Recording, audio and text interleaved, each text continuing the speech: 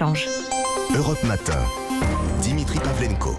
L'innovation sur Europe 1. Bonjour Anissé Mbida. Bonjour Dimitri, bonjour à tous. Ce week-end, l'air de rien, un astéroïde de 300 mètres est venu croiser l'orbite terrestre. Alors, il n'y avait aucun danger de collision, on va rassurer tout le monde, il est passé assez loin. Mais ce géocroiseur, alors, il intéresse au plus haut point car il s'agit d'un véritable trésor astral. Oui, parce qu'en fait, on a carrément affaire à une pépite géante. C'est un gros caillou avec une concentration incroyable de fer, de nickel, de cobalt et peut-être même de diamant. Et on aurait, pour plus de 4 milliards d'euros, son nom Asterank. C'est un organisme qui répertorie ce genre d'astéroïdes.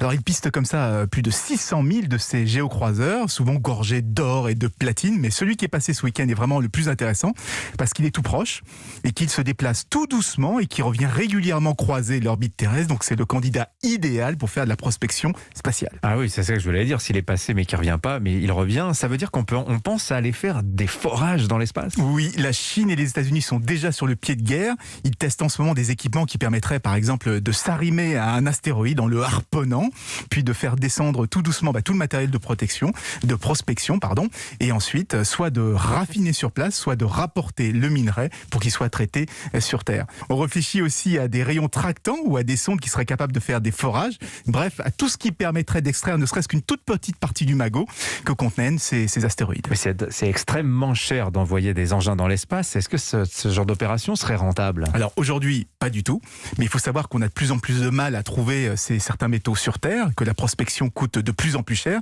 sans parler même des problèmes pour l'environnement aujourd'hui. Et on s'attend par exemple à ce que le cours du cobalt et du nickel double d'ici 2030, et dans le même temps, les prix des lancements spatiaux n'arrêtent pas de chuter, avec des fusées qui sont réutilisables aujourd'hui. Donc à terme, oui, ça pourrait devenir intéressant. C'est peut-être dans l'espace qu'aura lieu la prochaine ruée vers l'or. Et le cobalt, et le platine, et le nickel, etc. Merci Anissé Mbida.